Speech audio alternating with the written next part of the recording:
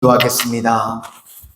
은혜의 주님, 저희들 성전에서 한 날이 세상에서의 첫날보다 더 귀하고 기쁨이 있기에 오늘도 새벽을 깨우며 하루의 첫 시간 주님과 교통하고 교제하게 하시니 감사를 드립니다.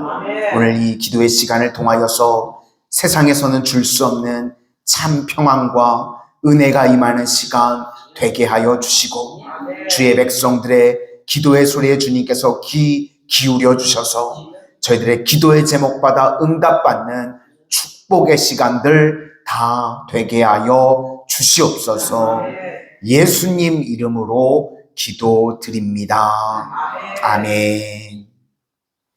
오늘은 내게로 돌아오라, 내게로 돌아오라 라는 제목으로 하나님의 말씀 증거하도록 하겠습니다. 예레미야 3장과 4장의 핵심은 돌아옴과 배역입니다.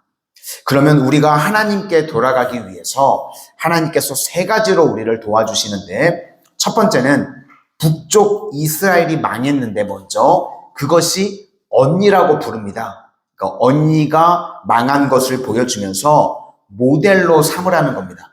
그러니까 남쪽 유다는 북쪽 이스라엘을 보면 아는 겁니다. 어떻게 하면 하나님께서 축복해 주시고 어떻게 하면 망하는지를 알 수 있는 겁니다. 언니가 아수르에 망했습니다. 그럼 이제 이 남유다는 어디에 망하게 되냐면 바벨론에 망하게 됩니다. 그러니까 패턴이 똑같은 겁니다. 하나님께서요, 우리에게 언니 같은 모델을 계속해서 보여주는 게 무엇인가 하면 노아 홍수입니다.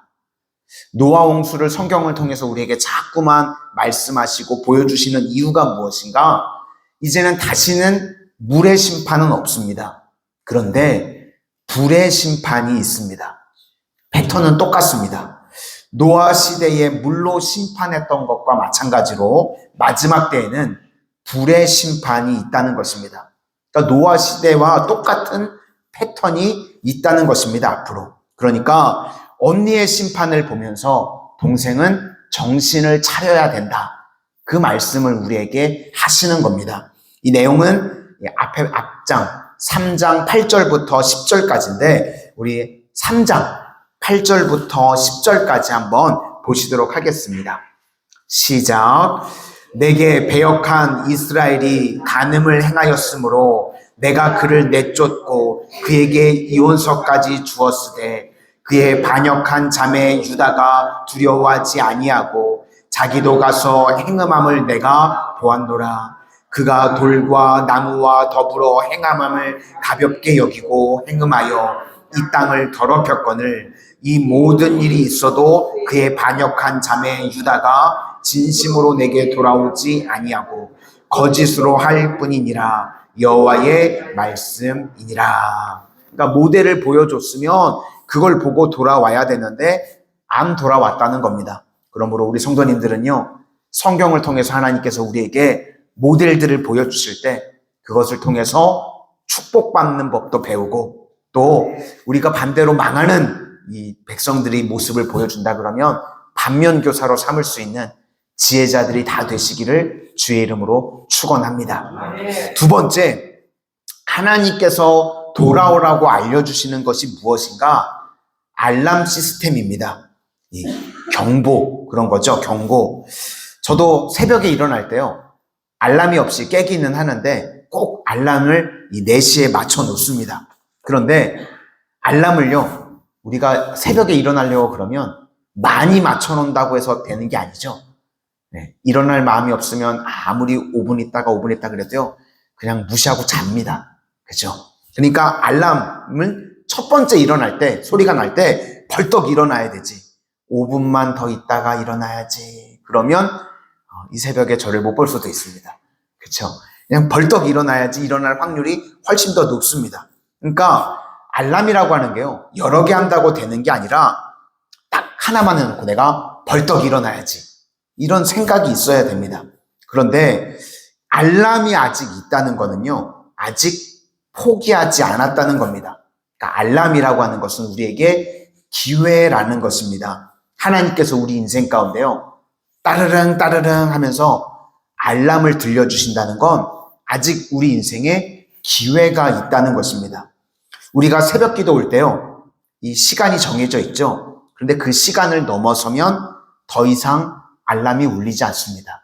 그건 끝난 것입니다. 그러니까 하나님께서 우리 인생 가운데 알람을 주신다는 것은요, 아직 기회가 있다라는 뜻입니다. 그래서 우리 주변에요, 어떨 때는 뭐 환경을 통해서, 또 어떨 때는 하나님께서 어떤 사람을 통해서 우리에게 말씀하실 때가 있습니다.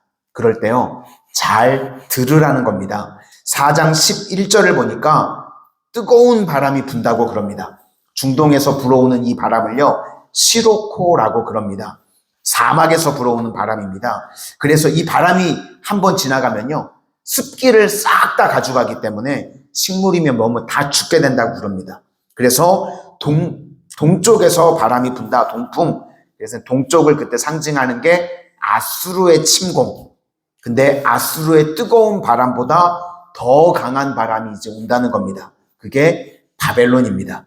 우리 4장 11절과 12절 다 같이 보시도록 하겠습니다. 11절과 12절입니다. 시작. 그때에 이 백성과 예루살렘에 전할 자가 있어서 뜨거운 바람이 광야에 있는 헐벗은 산에서 내 딸 백성에게 불어온다 하리라. 이는 키질하기 위함도 아니요 정결하게 하려 함도 아니며 이보다 더 강한 바람이 나를 위하여 오리니 이제 내가 그들에게 심판을 행할 것이라. 그러므로 여기서 알 수 있는 것은 하나님께서 우리를 사랑하시기 때문에 하나님께서 주시는 것은요, 다 좋다는 것입니다. 나의 선택보다 주어진 은혜가 훨씬 더 좋다는 것입니다. 그러니까 하나님께서요, 내게 필요하면 축복해 주시고 또 내게 필요하면 경고해 주십니다. 그러니까 하나님께서 나를 이끌어 가실 때요, 우리는 거기에 예민하게 반응하면서 사는 것, 그것이 중요하다는 것입니다. 그래서 하나님, 내 선택으로 살지 아니하고 하나님의 인도하심으로 살기를 원합니다. 내게 주신 은혜로 살기를 원합니다. 그것이 중요하다는 것입니다.